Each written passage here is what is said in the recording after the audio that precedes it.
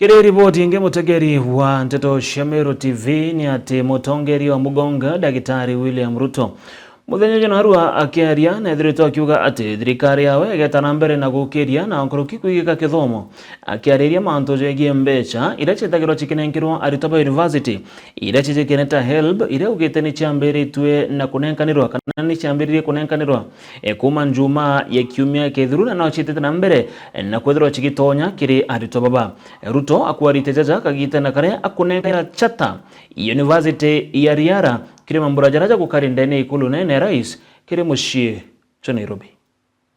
And the universities fund.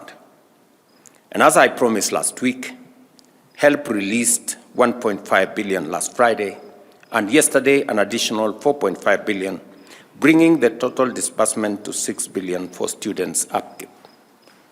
So far, HELP has disbursed 36.6 billion in tuition and upkeep loans, benefiting 418,000 university students and 233,000 trainees in TVET institutions for the year 2024-2025 financial year.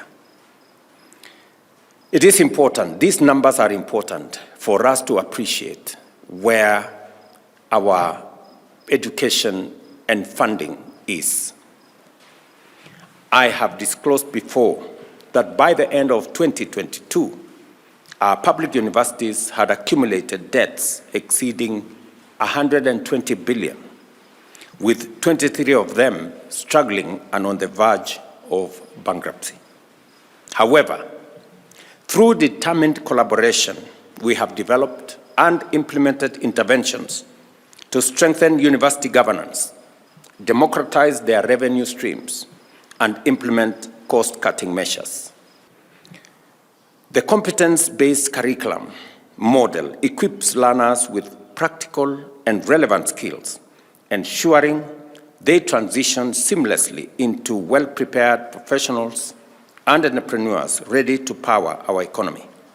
I want to assure parents that the government has made all the necessary arrangements and the Ministry of Education is well seized of all the necessary infrastructure, human resource, and materials for learning. We are churning into the market nearly 1 million people coming from different stages of education into the labor market. But then opportunities for employment is not expanding fast enough. The public sector cannot absorb most of the people coming from these institutions. That's why the private sector needs to be the direction that we need to expand.